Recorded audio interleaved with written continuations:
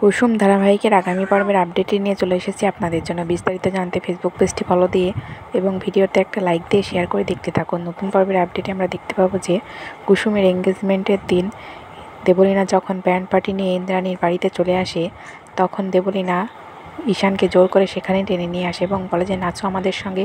এই বলে ঈশানকে জোর করে নাচাতে থাকে দেবলীনা, কিন্তু দেবলীনা জানতো না যে তার এঙ্গেজমেন্ট পার্টি হবে না। অন্যদিকে ঈশানের গার্লফ্রেন্ড ঈশানকে দূর থেকে বলতে থাকে যে ঈশান, তুমি যদি এই এঙ্গেজমেন্টটা করো তাহলে আমি শেষ হয়ে যাব, আমি তোমাকে অনেক ভালোবাসি ঈশান।